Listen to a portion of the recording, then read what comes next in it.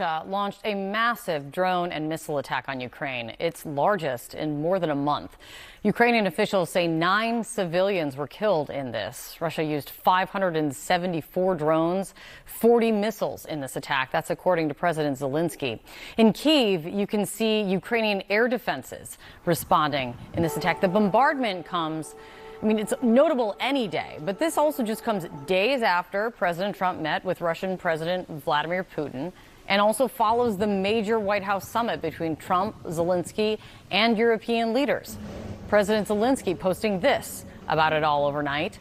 The Russians carried out this attack as if nothing had changed at all, as if there were no efforts by the world to stop this war. Pressure is needed, strong sanctions, strong tariffs.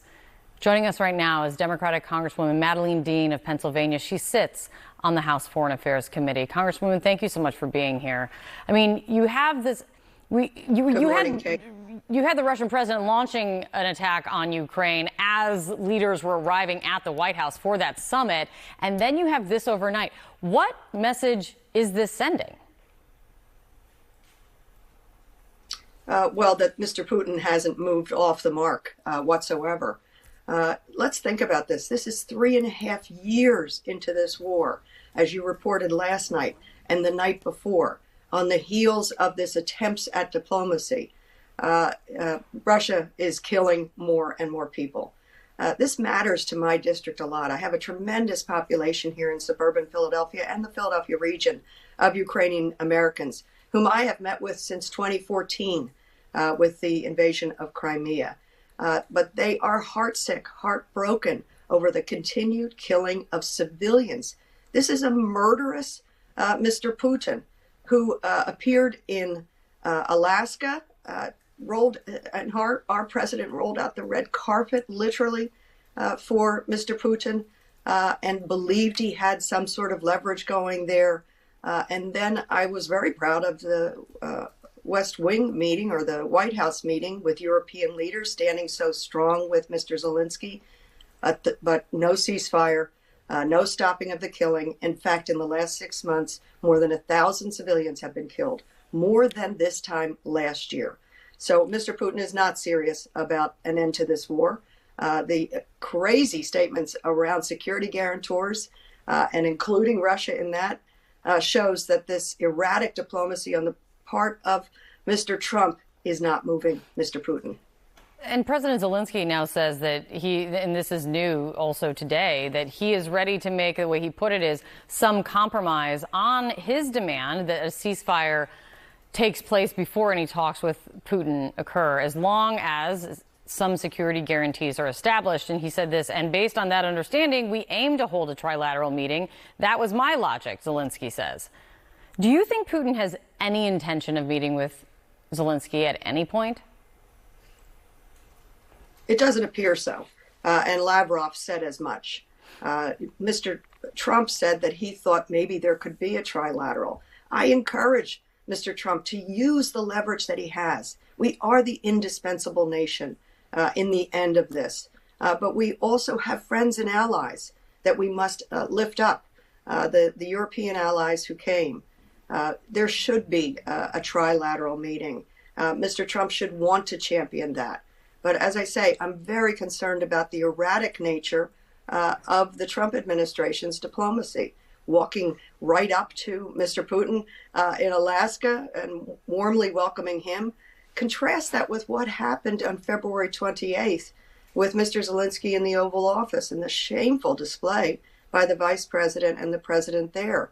I wish we could keep the president, our president, on a course that says Putin is the murderous dictator. He will not dictate whether or not they can have security relationships with Ukraine. I wish the president would see this clear-eyed. Something that was revealing to me, Kate, was that hot mic moment.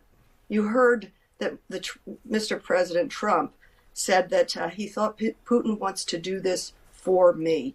It's a very strange ending of that sentence. If you were really interested in peace and diplomacy and an end to the killing and a return of the children, you wouldn't be talking about for me. Well, that is actually what I wanted to ask you about as we're short on time is about the children aspect of this, because some 20,000 Ukrainian children were abducted and kidnapped by Russia during this war, and the estimates even range to go even higher. We know Melania Trump actually penned a letter to Putin that Trump hand-delivered to him in Anchorage about this. Yeah. Zelensky says that his wife wrote a letter then to Melania thanking her for her attention to this.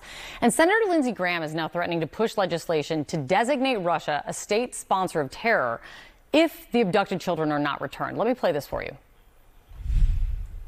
I intend to push the return of these children till I can't push anymore. If they do not return these children to Ukraine, the 19,000, then I'm going to push legislation to make Russia a state sponsor of terrorism under U.S. law. This is one of the most painful and difficult issues of this war. How do they get these thousands of children back home? I don't know. I do know that the International Criminal Court has done a tremendous amount of investigation around these children. But, Kate, we can't even conceive of it. These children, some of them taken at very young ages, removed from their homes, from their families, from their parents, from their culture, from their language. They may not even have memories of that which is Ukraine. They may be missing memories of their own families. It is so heartbreaking to me. I'm glad that anybody, the Senate leaders that are saying something about this, but my God, this should have been demanded by the world immediately. 3.5 years later, tracking down these missing children of all different ages. It is horrifying. The world should demand better, and I really ask our president to stay on track, to demand the return of the children, to demand an end to the killing and a protection of Ukraine and its sovereignty. It would be a good thing if these children were front and center in these discussions as they go forward, whatever discussions do occur between Russia and Ukraine. I do want to compliment Mrs. Trump, the First Lady. It is appropriate that she would reach out to Mr. Putin and say, bring these children back, save these children. I compliment her for that. Absolutely. Congresswoman